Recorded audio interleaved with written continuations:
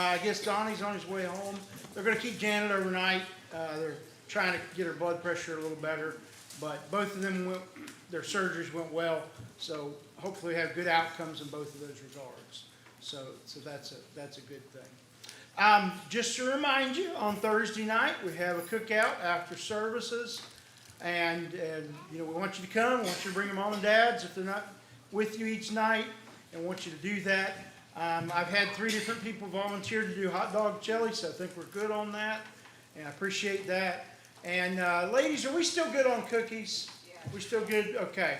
All right. So anyway, I know some keep coming in, but we are good on those. So thank you all very much for stepping in on all that.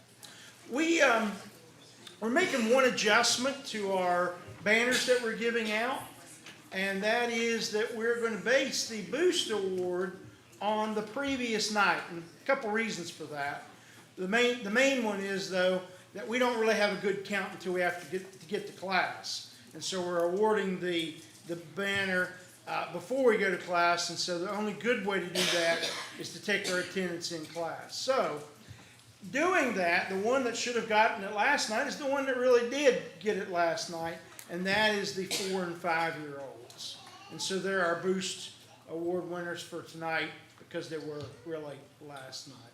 So other than that, we just can go ahead and do our songs. Yeah, and teachers, please fill out those attendance sheets, and because that's what we're going to base the counts for each of the classes upon. Thank you. And I'll drop the Boost one off back there at the 4- and 5-year. This little Christian light of mine, I'm gonna let it shine. This little Christian light of mine, I'm gonna let it shine. This little Christian light of mine, I'm gonna let it shine all the time, let it shine. Light it under a bushel now, I'm gonna let it shine. Light it under a bushel now, I'm gonna let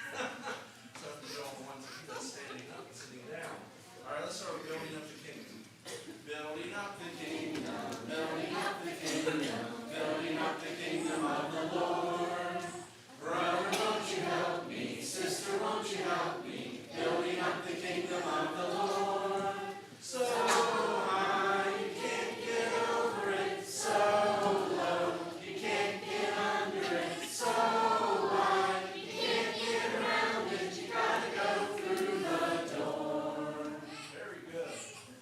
And let's do booster again. Why not? All right. Let's see if you can do it right the first time. Let's see.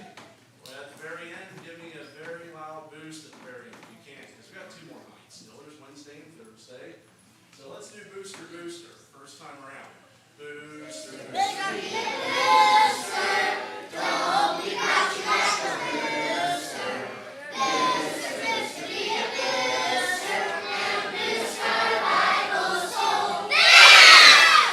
Very good. And just for the sense of it, let's just do the one with the rooster sound anyway. You did really good on the first one. Let's do it again. Booster, booster. Very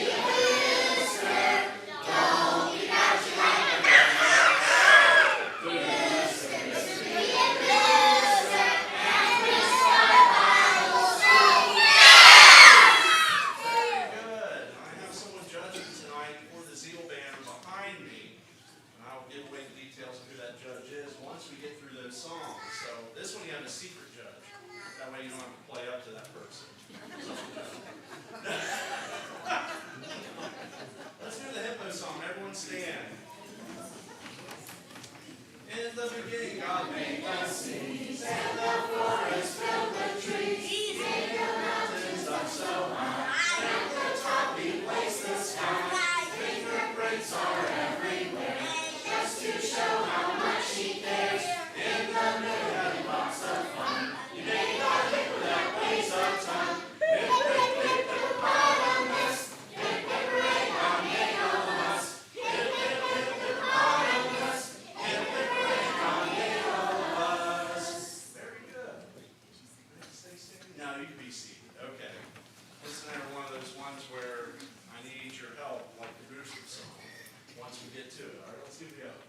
One bright day when I went out to play, I looked down the road, saw Satan come my way. When he tempted me, here's what he heard me say: "Get thee behind me today." I'd like you to try to belt that out at the very end. I'd like you to do boost at the end of booster. So let's give it another try. One bright day when I went out to play, I looked down the road, saw Satan come my way. When he tempted me, here's what he heard me say: "Get thee behind me today." I can get more out of you, but let's do it a little bit quieter this time on the third try.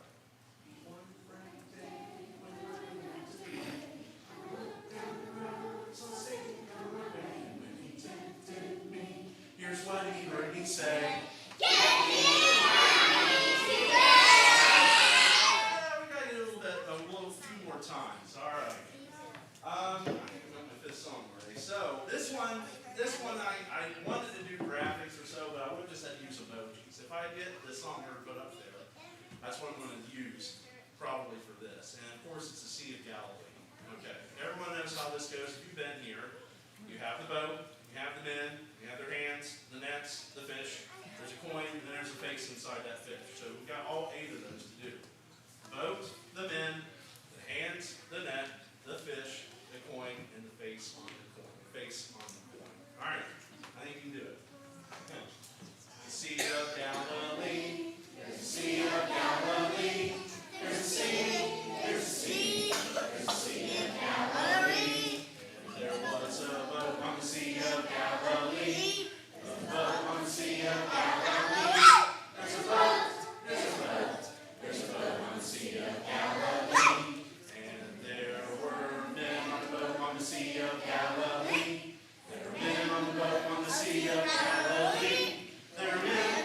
There are men.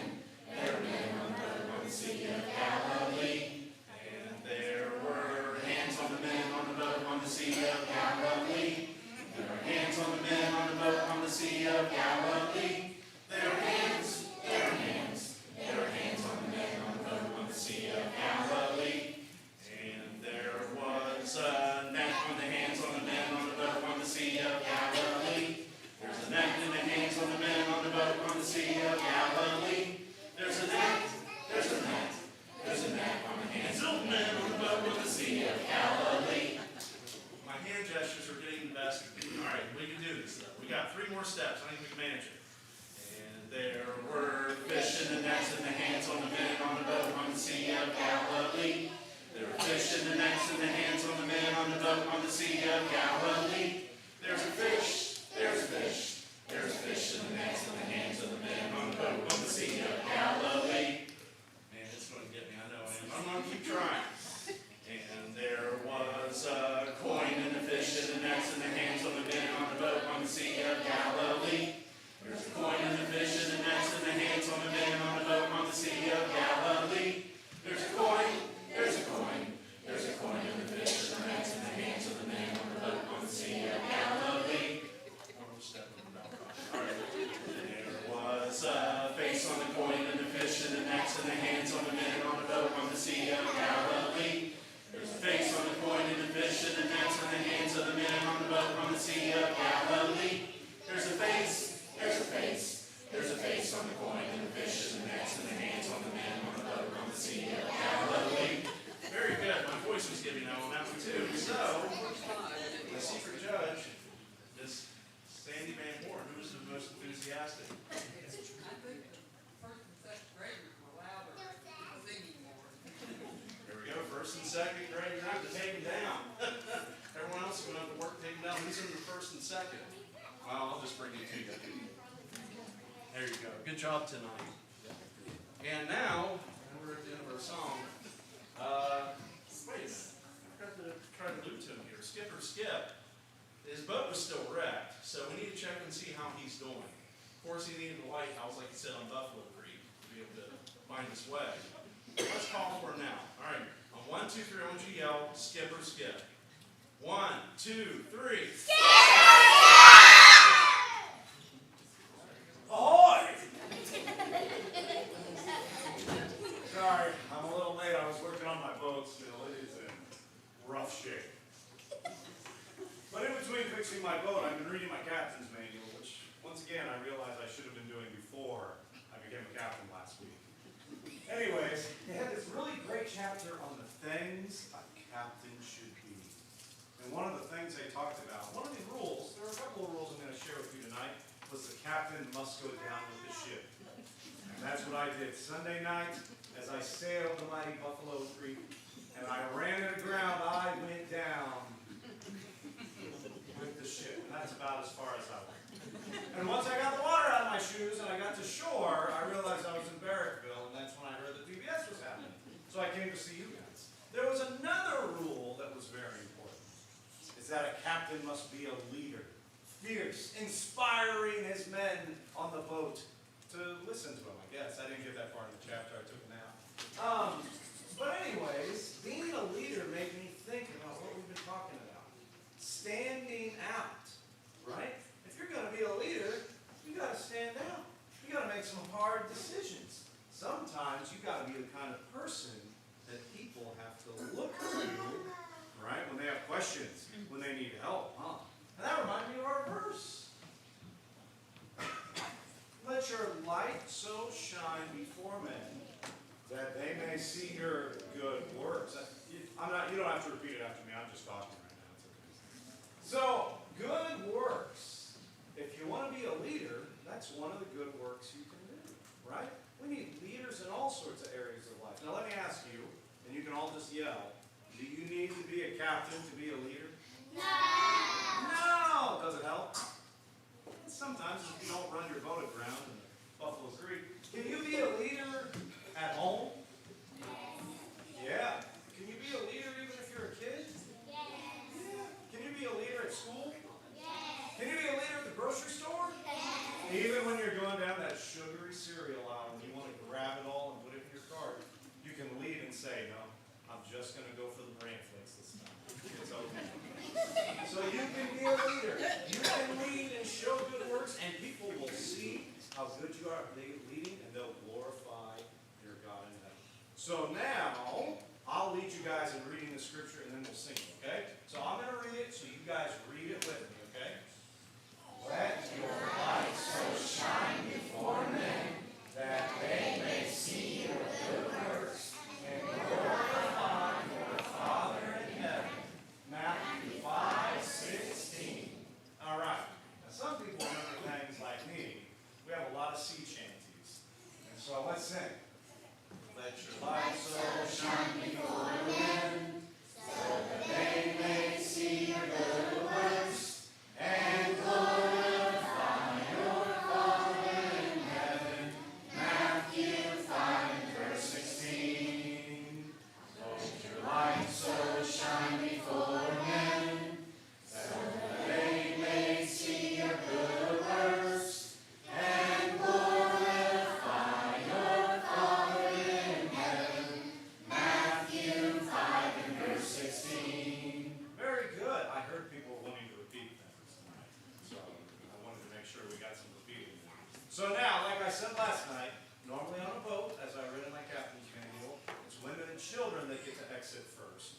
since this is VBS, we're just gonna have the students exit first with their teachers. So first mate Greg, would you please do the honors? I have to go do a lot of more work on my book. But hopefully I'll get it more fixed and I'll be here tomorrow night.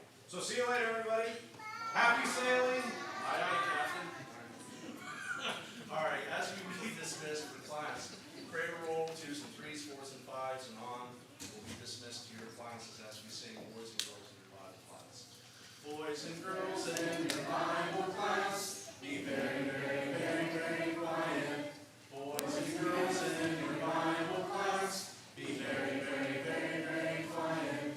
For God loves you and I love you and your teacher loves you too. When you go to class, your teacher will tell you all that God has done for you. Boys and girls in your Bible class, be very, very, very, very quiet.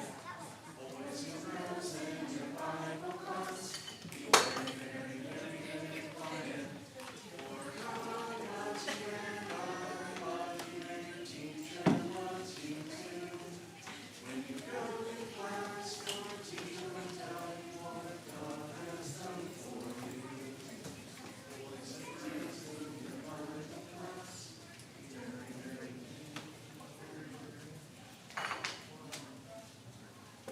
good job, teenagers.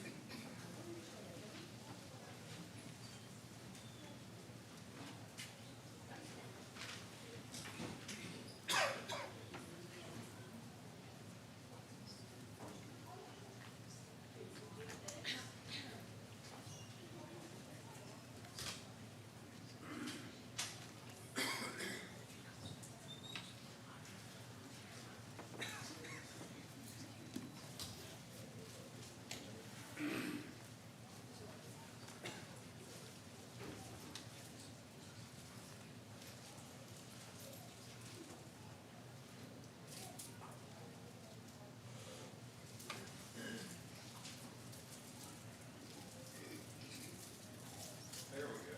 Can you hear it? Does my voice carry enough with it that you can hear? Yeah, Okay. we do. All right. I wasn't blessed with my brother Dick's voice. The saying used to be down in southeastern Ohio that if he was preaching in Woodsfield, you could hear him in New Matamoros. If there weren't any seats, you could just stand somewhere outside of town and listen to it. Got your thinking cap on? Time for a quiz on Daniel. You ready? Some of these may be a little difficult. I don't know. Number one, the story of Daniel took place in this nation.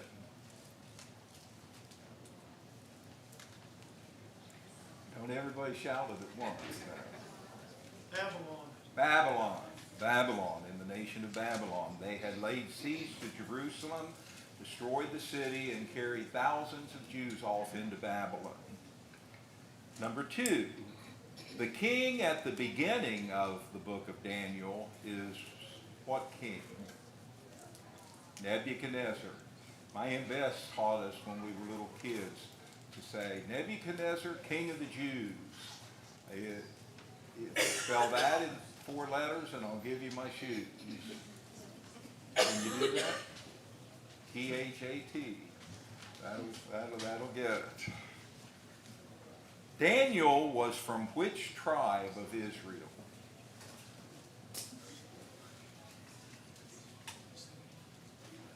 Judah. He was from the tribe of Judah.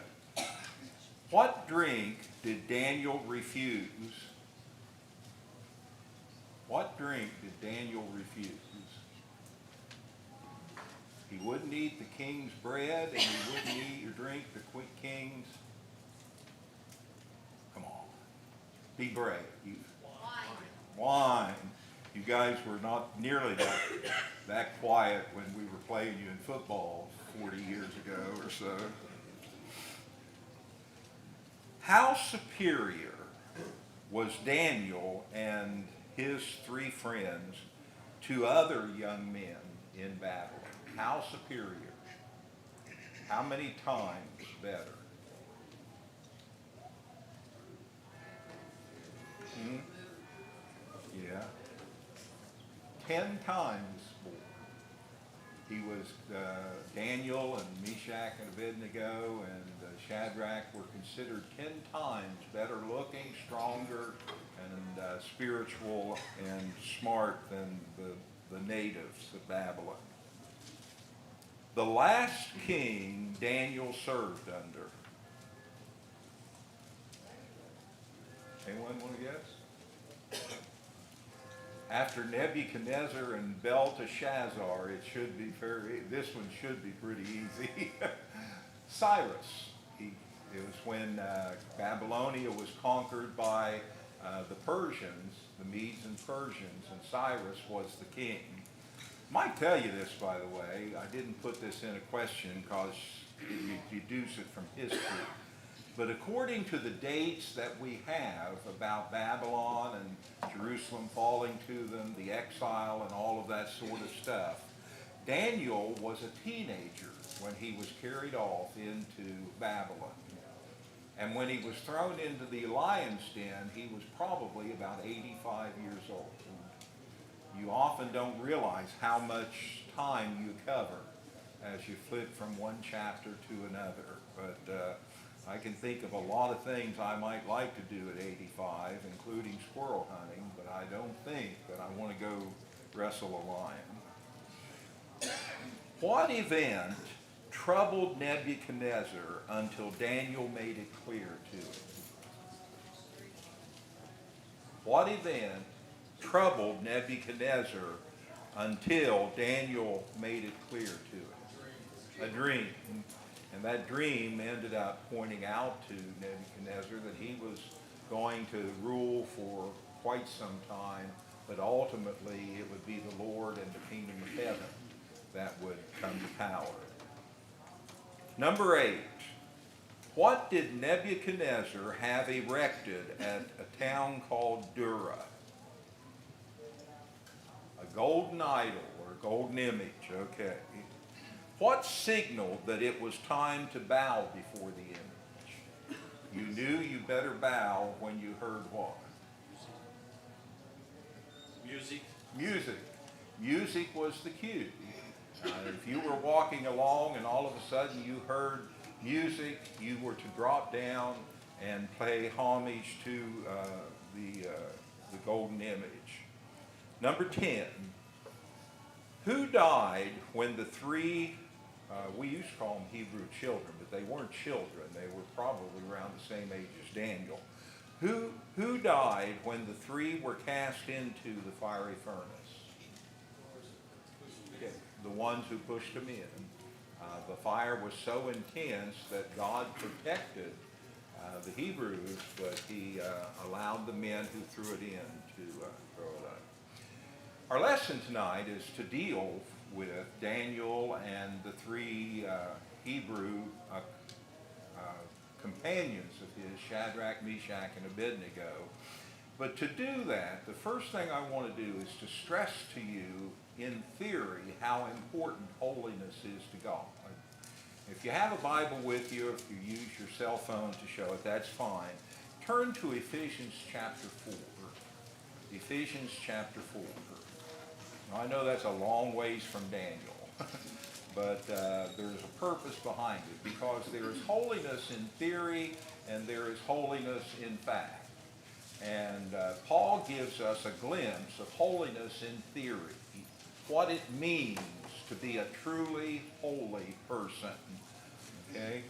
And he also, or rather in Daniel, we see then the actual being holy through the 3 young men and Daniel himself. So let's take a look at some things involved in holiness. In verse 24 of Ephesians chapter 5, Ephesians chapter 4, okay, maybe it was right in the first place. That doesn't happen very often.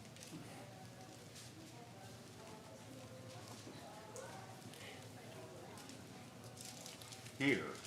Ephesians 5:20 or 4:24. And that ye put on the new man, which after God is created in righteousness and true holiness. Now, if there can be true holiness, it stands to reason there can also be what? Okay, fake holiness, false holiness. We would call false holiness hypocrisy.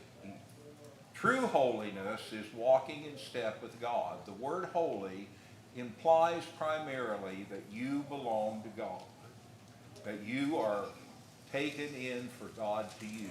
When we come out of the waters of baptism, we no longer belong to ourselves. We belong to God. And that calls for us to be holy.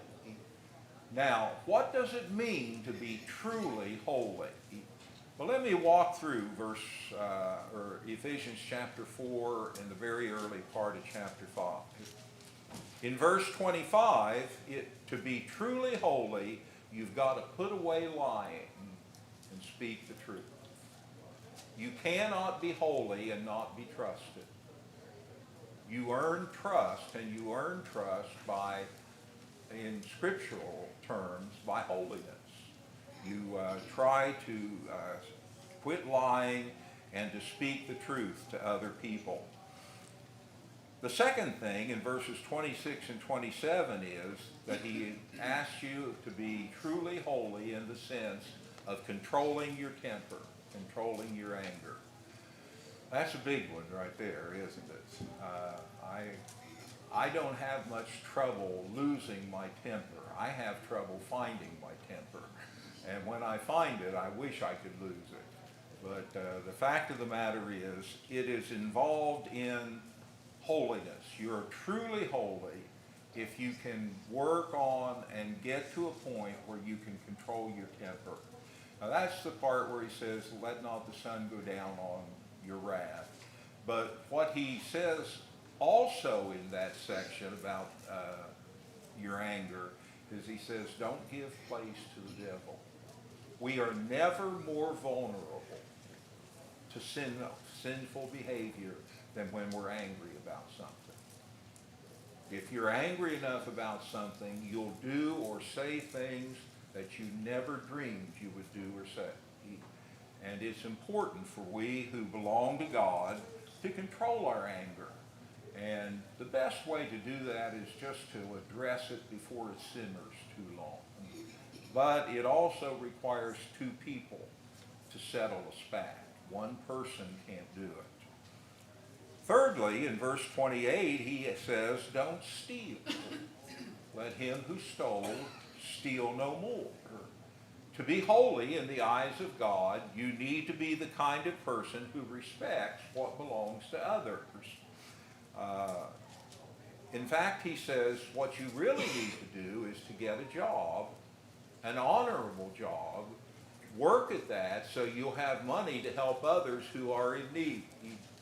That part of the verse fascinates me. He says, you stole. That's about the most selfish thing you can do to a person, is to steal from them.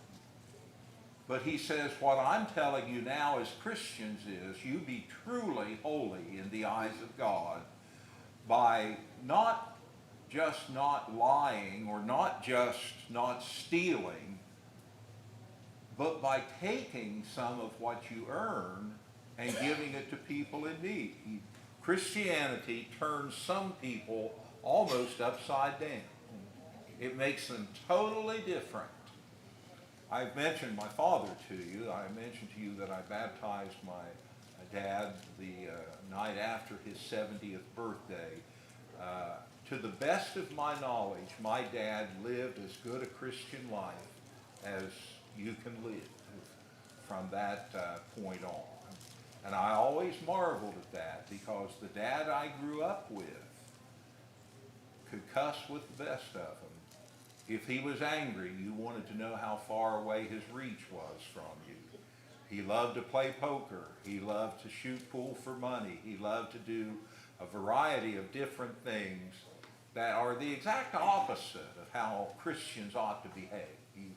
You can't represent God well and bring God glory like we sung in the last little song there if we don't control our actions. And one of those actions is the threat of stealing something from someone.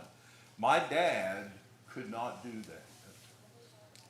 He had a lot of issues and he had a lot of vices. But as strange as it sounds, he was a man of integrity. Now, let me explain that to you. Integrity doesn't mean you always know what's right from wrong. Integrity means that you live, though, by what you believe is right or wrong.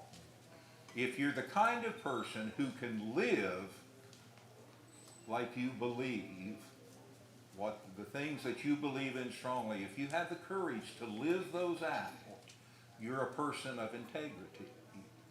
When my dad would order a ham or something from Bell's Market over in 100, he couldn't rest well till he got that paid for. Every morning he'd be over asking Solomon Bell, did that ham come in yet? He just couldn't stand it. My dad couldn't have stolen from someone. He was a man of integrity. His word was his bond. I wish I could say the same thing about every Christian I've known. That you could trust them no matter what. But holiness involves not lying, but telling the truth. It involves controlling your anger. It involves not stealing. And in verses 29 through 30, and also in chapter 5 and verse 4, it encourages us to watch our speech. Do words matter? What you say, when you say it, and how you say it, all have an impact on whoever it is you're speaking to. For instance, someone can look at you and say the same 3 words, and then someone else look at you and say those same words. I love you. We know what that means if you speak it with that tone of voice. I love you. Same words, totally different meaning. You have to watch your words. They make a difference. I suppose that one of the most famous life-like illustrations of that involved a Christian from way back in the 3rd or 4th century. A lady came to him and said, Augustine, I just said some things to my husband that I want to take back. How can I take them back?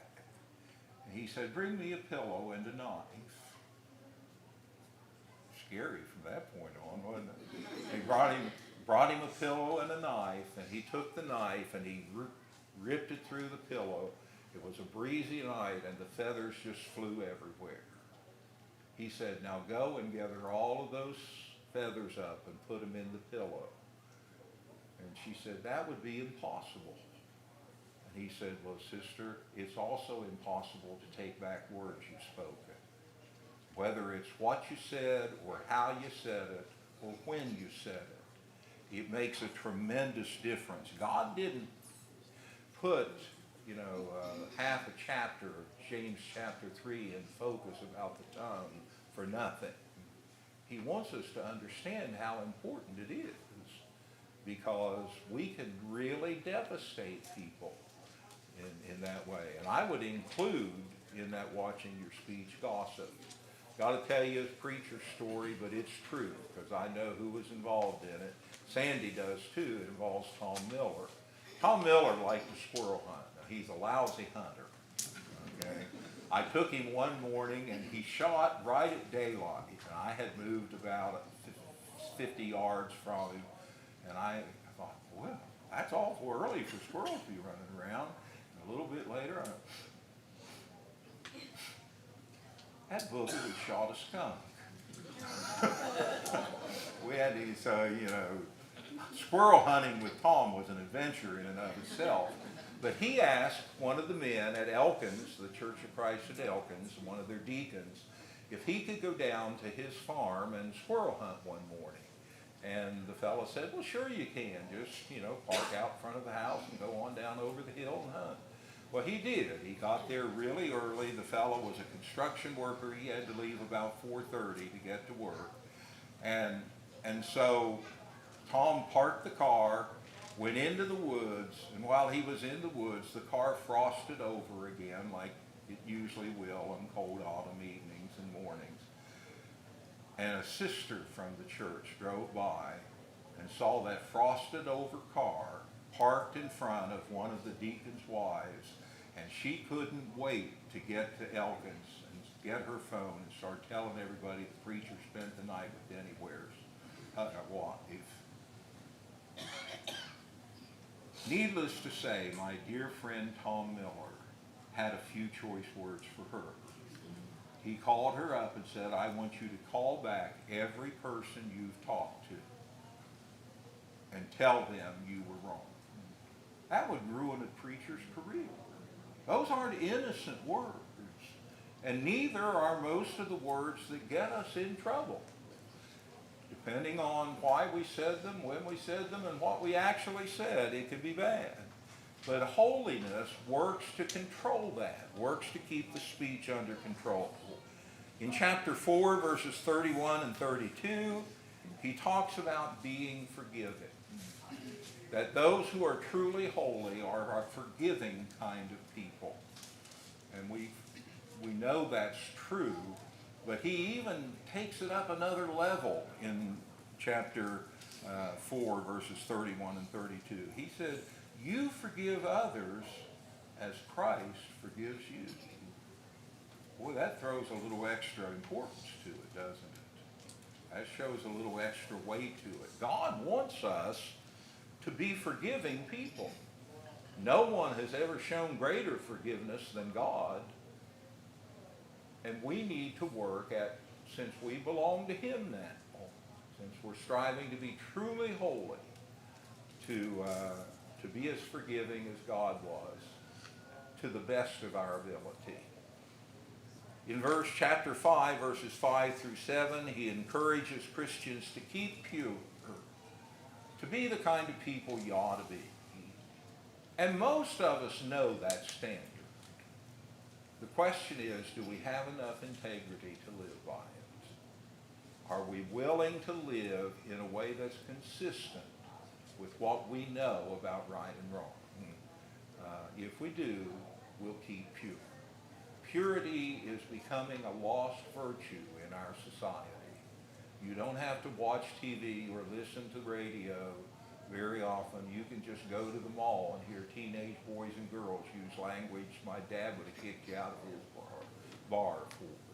I didn't tell you my dad ran beer joints. That was how he made his living. But keep pure. And parents, when kids start reaching dating age, spend a little more time with them. Not like you're looking over their shoulder, but that they know that this is important and that you support them and you want them to be kids that you can trust when you say you're allowed to go out. And then in chapter 5 and verse 18, he said, if you truly are holy, you'll stay sober. You won't get drunk. He says, don't be drunk with wine, but on the Spirit. Let the influence of the Lord get you to that. Not alcohol or drugs or anything else. Now, that's holiness in theory. That's talking about what it ought to be. But Daniel chapters 1 and 3 are holiness in action. It's no longer going to be just theory. It's going to be action. I've been asked to title this, Standing Up by Saying No to Sin. Daniel and the Hebrew 3 stood up and stood out by their refusal to sin, by their refusal to compromise. They strove to be men of integrity themselves. Babylon differed from Assyria, which was the other great world power of that time, in some very important ways. Babylon always tried to brainwash its exiles. They would bring them in, find good work for them, the best of the best. They would make sure they got a good job. They went to school, they learned the Babylonian ways and technologies and things. And basically, they tried their best to turn their captives into Babylonians. And the reason they did that was if they could make them pattern their way after the Babylonians, they were much less apt to cause trouble, harder to be a thorn in the side. Assyria was different. They scattered their captives all over the country. Every once in a while you'll hear someone talk about the 10 lost tribes of Israel. That's a reference to the fact that the northern kingdom of 10 tribes were conquered by the Assyrians, and they basically just took everybody out of northern Canaan and spread them all over their part of the world, and then sent others in their place who became known as either Galileans to the far north or Samaritans in the middle part of the Promised Land. Now, I tell you that to tell you this. Daniel and his 3 friends were a part of that transition. They were something special. If I can get over here without taking half the class to, and I wanted to read the verse. Verse 4, okay? Clinton, I want you to listen very, very closely to this reading, because I always, I can't go that far. I can't right out lie to you. I knew there had to be some verse in the Bible that fit him like a T. Children in whom was no blemish. They were well favored. That means they were built well. They were skillful in all wisdom and cunning in knowledge. They understood science and had such ability in them to stand in the king's palace and teach the learnings and the tongue of the Chaldeans. Doesn't that just sound like Clinton? That's why you're so successful, Clinton. Trust me. I know these things. I think that deserves a raise, by the way. Where else are you going to find a preacher with those credentials? I'm waiting for the shoe to drop. I'm waiting for the boot to drop. Well, you didn't have to worry about him being thrown in a lion's den, because he wouldn't have been much more than a good bite. So we'll leave him there. But the process of brainwashing captives had a fairly common standard and a set of rules that went with it.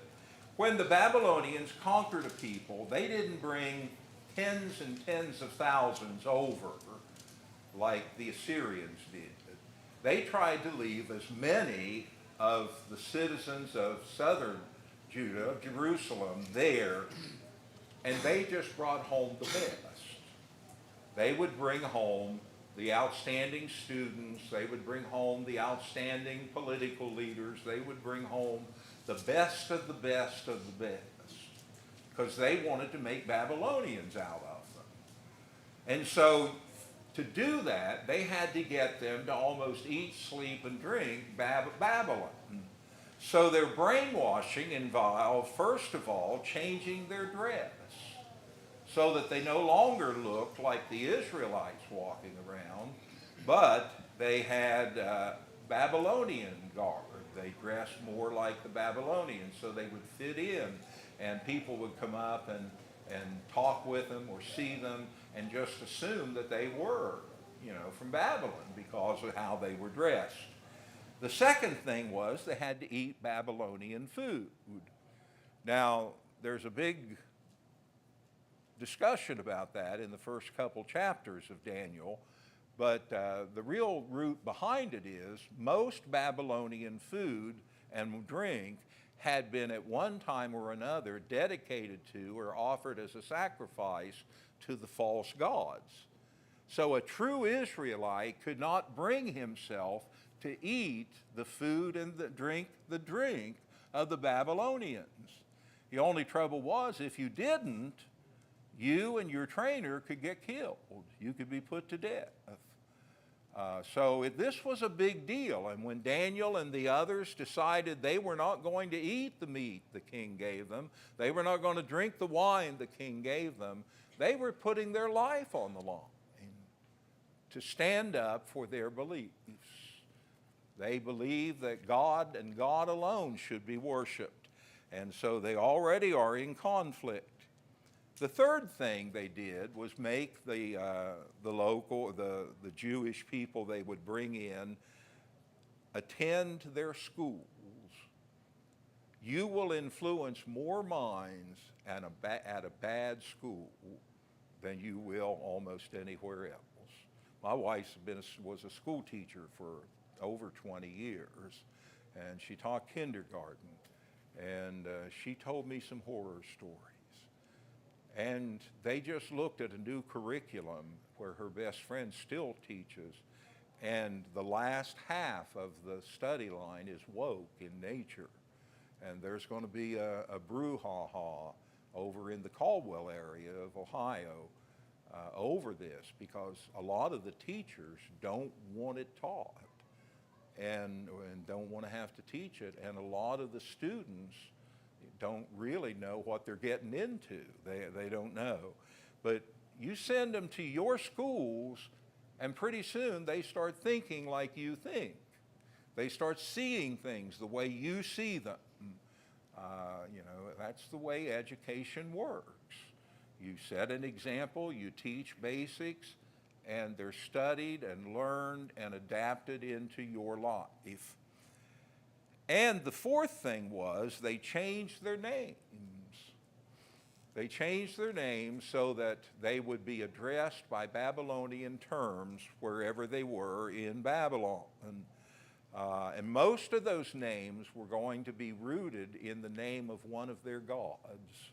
They worship many different gods, and so I kind of broke this down for you. If you have a study Bible or a Bible dictionary, it'll do this for you. But it fits in here. Daniel was Daniel's Jewish name. It's his name of birth.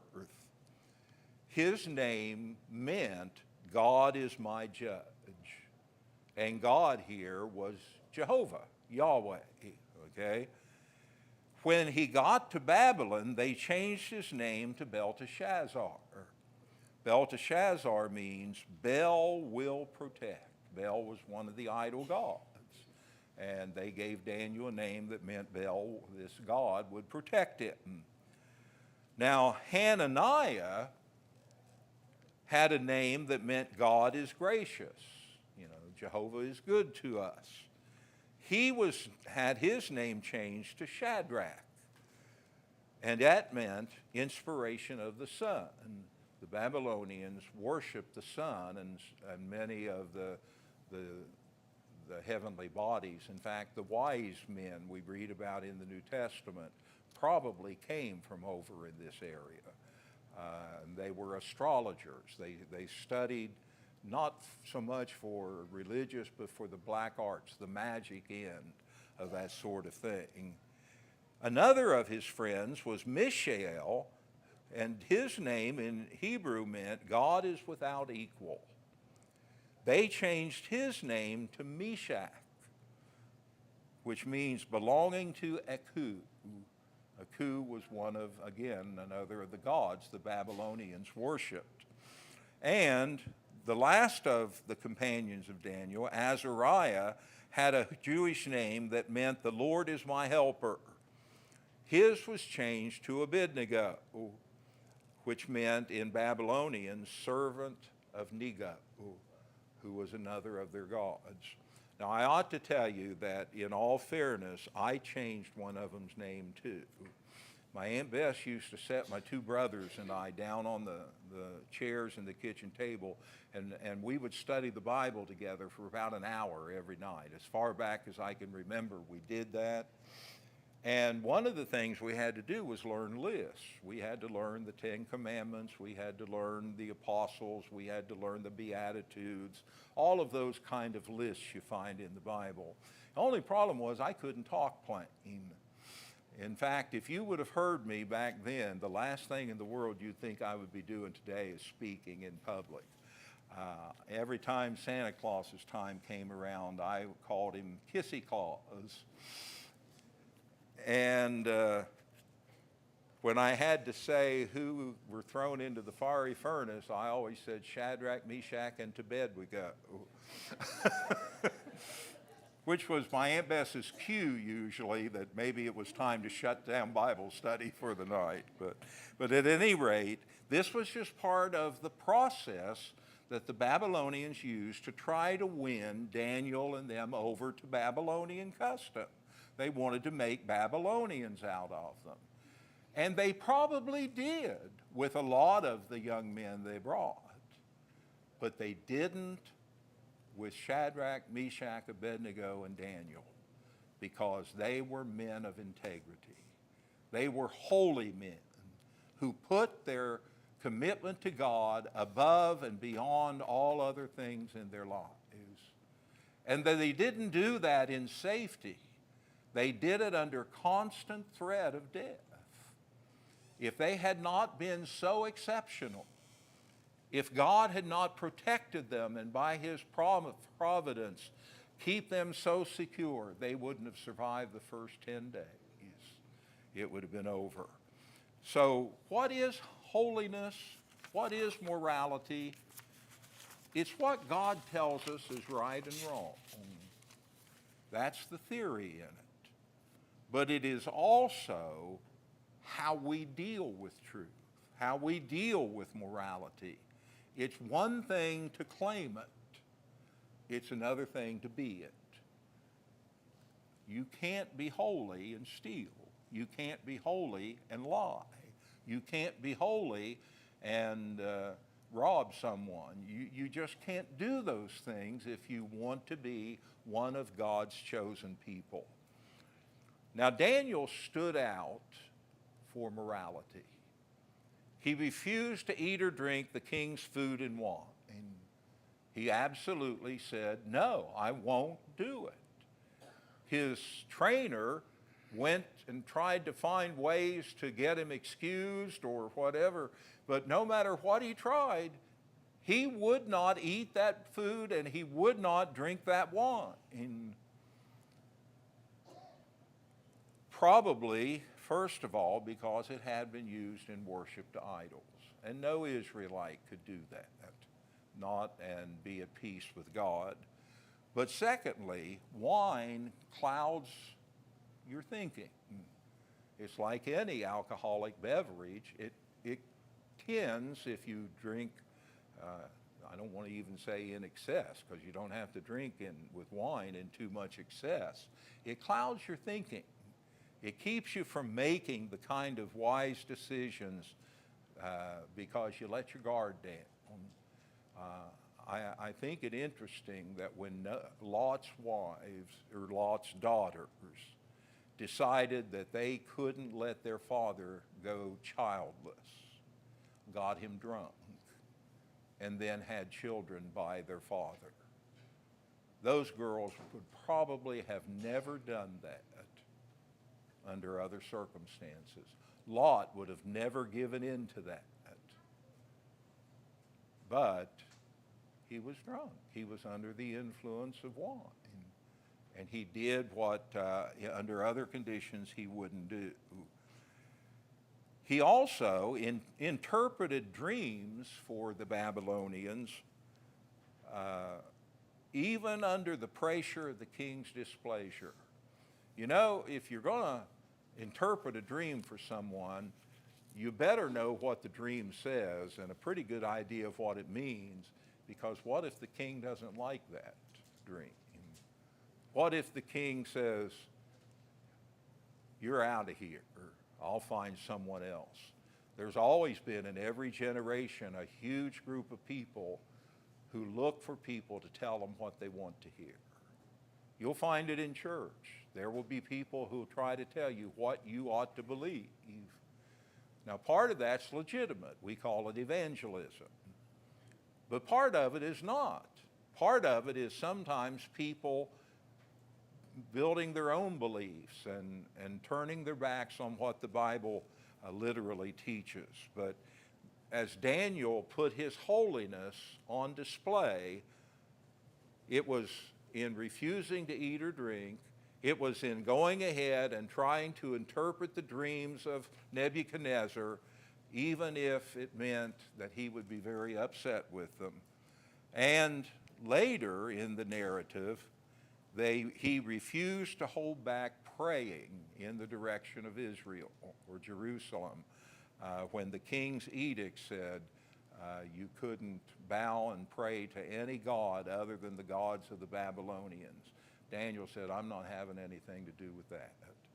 In fact, he not even continued to pray in defiance of the king's edict, but he left his door open, and so anyone who wanted to could see him pray. He would have rather faced the night with God at his side and uncertain whether he would wake up alive the next morning than he would to protect himself and let God down and not stand out as having belonged to it. So Daniel stood out in regard to morality. But so didn't Shadrach, Meshach, and Abednego. Now, they overlap, so you can't make one set of rules and examples from one and another from the other. So some of this is a little repetitive. But they too refused to eat or drink in defiance of the king. We usually just think of that verse or that chapter 1 dealing with Daniel, but it also mentions several times Shadrach, Meshach, and Abednego as men of the same caliber and quality and godliness as Daniel was. And they turned out, like Daniel, to be longtime servants in Babylon, probably using their position to help their family, their kin. But they too, like Daniel, refused to eat or drink. You know, sometimes it doesn't take a crowd to change things around. Sometimes it just takes 2 or 3 people willing to stand up for what's right. I wish it always could be that way, but it can't. But I'm so thankful when there's someone who is willing to stand up and say, I belong to God. I can't do this. I can't do that. And they refused to bow before the golden image. That's a longer story than we've got the time to finish up with, I think. But at any rate, they refused to bow before a golden image. The king built an image. I think it was like 80 feet tall and 9 feet across. It would have really been kind of grotesque. It would have been out of balance for the art and deco of that time. But at any rate, he built this, he placed it in an area called Dura, and you were under threat of death if when music played, you didn't bow down and pay homage to that God, to that image.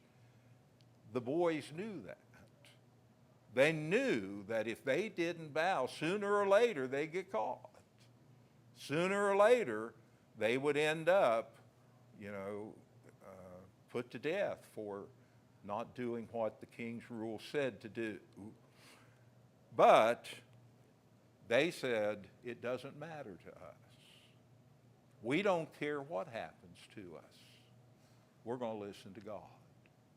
I want you to hear faith out of the theory problem and real true faith. They said, our God, whom we served, is able to save us. We know that. But even if he chooses not to save us, we are not going to worship your idol. They didn't know how it was going to turn out. They probably felt God might well step in, but they had no way of knowing for sure. But it didn't matter to them.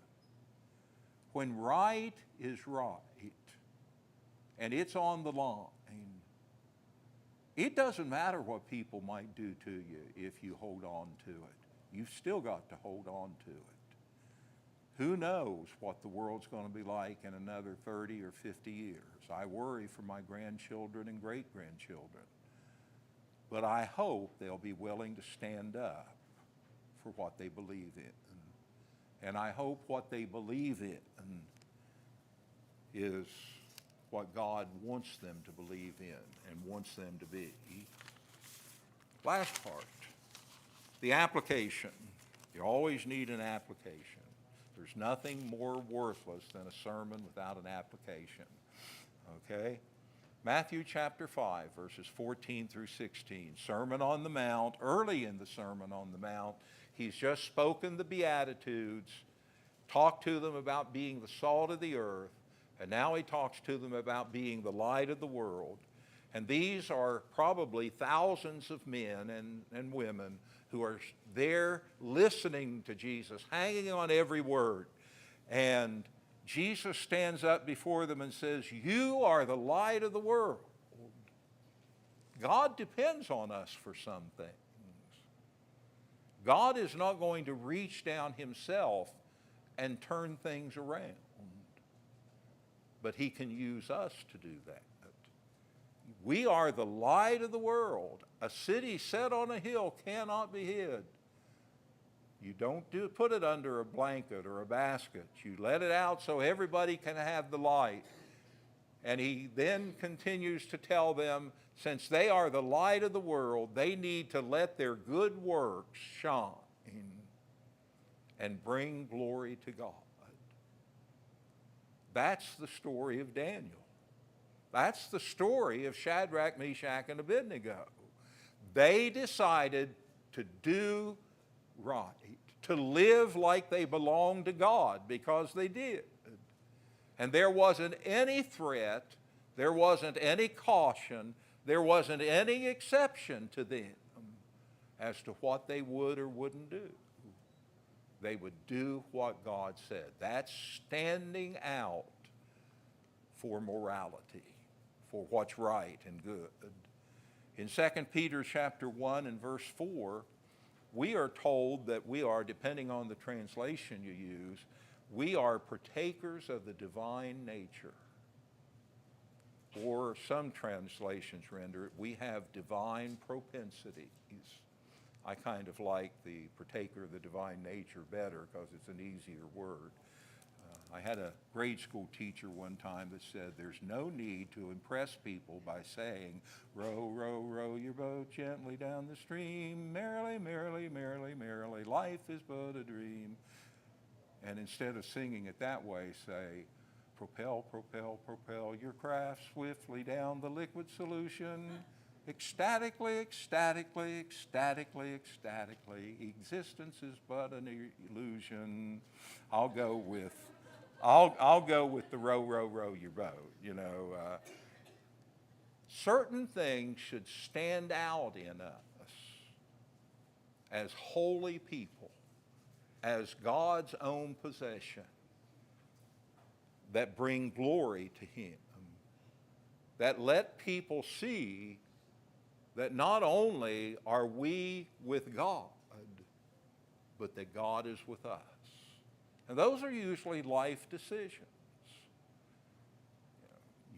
You get around 18 or 19, you begin to start making some awfully big decisions in your life. And you have to take a stand if you want to be a holy person in the eyes of God. Show who you are. Not snottily, not snobbish, but just show people who you are. I belong to God. I'm here for him to use. If I can't see it that way, I can't be holy, because I'm throwing away the whole basis for what holiness is.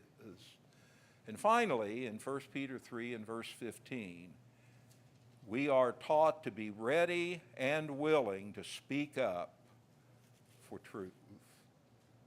Peter says, and Peter had a lot of experience, we talked about that last night, with ups and downs, with good qualities and bad qualities. But he said, sanctify Christ as Lord of your hearts. And be ready always to give an answer to those who ask a reason for the hope that's in you. If someone asks you what the Church of Christ is like, be prepared to give them a little information on it. You don't have to go into a full-blown sermon, but you can ask them to talk a little more about this at a later time and set a date and do it. But be willing to speak out. Be ready and willing to speak up for that which is good and godly. Let people know that you believe with all of your heart that Jesus is on the throne of my heart, the throne of your heart. And to speak out against that which is wrong as well. I watch a lot of Fox News. Now, don't judge me by that one way or the other. I just can't stand the other newscasts. But I watch a lot of Fox. But they do not have my 100% acceptance, because I get sick and tired of how many times they have to bleep one of their speakers or one of their newscasters. Don't be the kind of person who tries to be holy when it's convenient. To try to be holy every day of your life is what we need to do. And sire, I cease and desist. That means you're free to go, by the way.